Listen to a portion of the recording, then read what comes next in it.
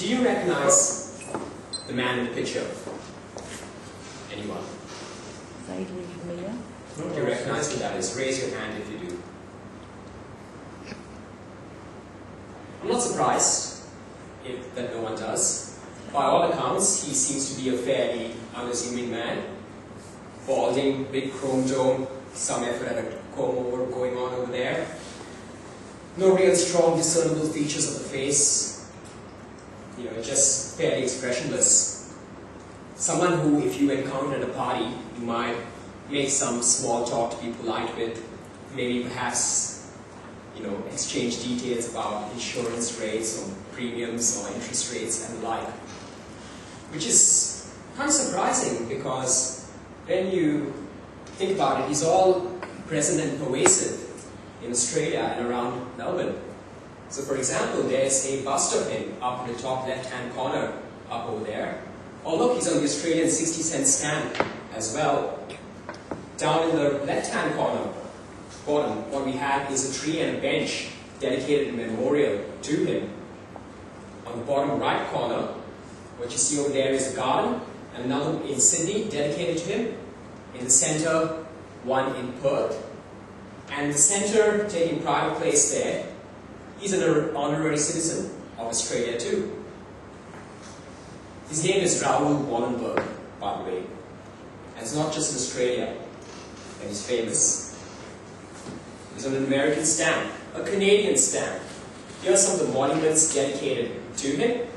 He's got buildings, awards, streets, schools named in honor of him in Germany, Hungary, the UK, the United States, Canada, Israel, Uruguay, Venezuela, Argentina, Ecuador, to name a few. So it seems that there is more than meets the eye with Mr. Wallenberg. So let's try and find out a little bit about him. Raoul Gustav Wallenberg was born in 1912 in Sweden, as you can probably deduce from the name. He was born into a fairly well-to-do, wealthy family. He was well provided for. He received a good education in the United States, the University of Michigan. He traveled a lot, which is unusual for a man at that time in the 20th century. He worked in Africa, he worked in the US. He eventually came back to work in the family business in Sweden.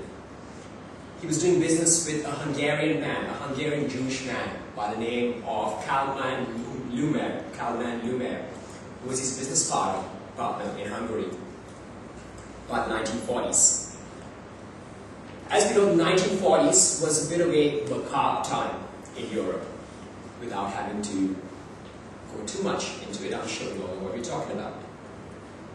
In the mid-1940s, 1944 to be specific, the final solution was kicking up into full gear. And the ghettos around Europe and Eastern Europe, and Budapest in this case, right? The trains are starting to roll out, the camps into Auschwitz, Baden-Württemberg, and all the other ones. But some of the powers that be didn't just stand by.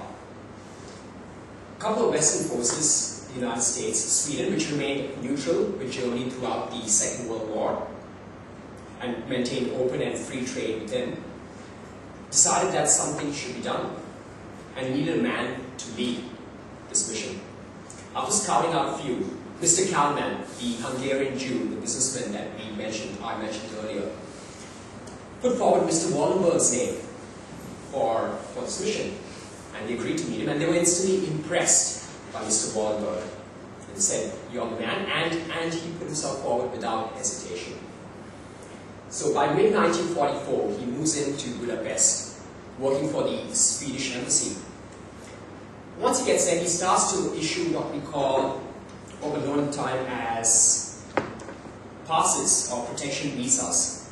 These bore the Swedish seal, and they were illegal as hell as well. But guess what? They look like the real thing close enough.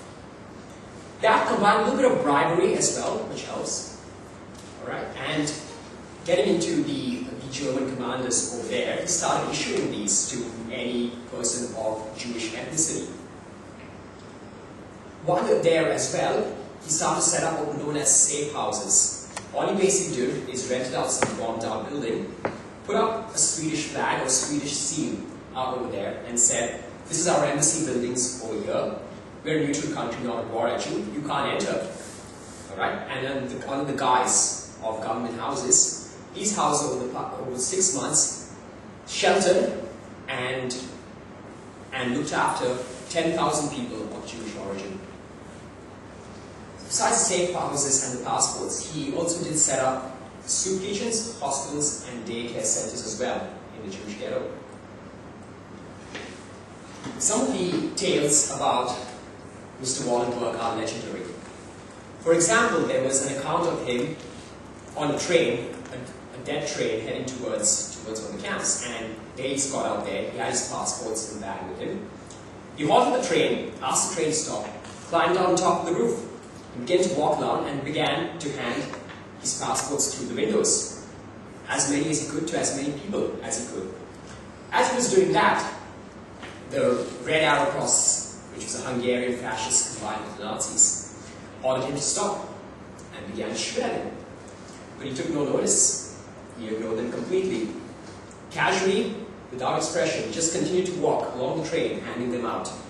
Till he handed his last one out, then he stepped off and said, all these ones who have him, come with me, and away they went. And he did that casually, and that calmly, that his, I guess you'd say, enemies were dumbfounded. And they said the reason they shot over him, or not directly at him, is that they were so impressed by his courage that they could not bring themselves to actually put a stop to what he was doing. Sadly, for Mr. Wallenberg, although his efforts at the passport saved over 20,000 people of Jewish origin, Mr. Wallenberg was not so lucky himself. In 1945, during the siege of Budapest between the Soviets and the Germans, he was taken prisoner under the accusation of being a Soviet spy. He was last seen in March 1945 and was never heard of again. His remains to this day remain unknown.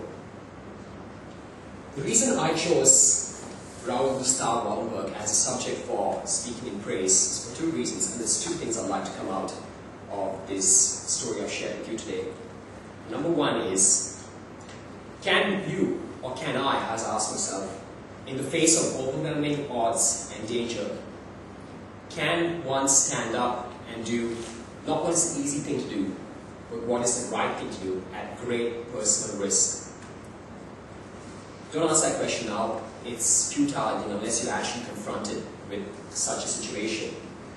And the second thing as well is a single individual with the right moral compass and the will to act courageously can make an amazing and remarkable difference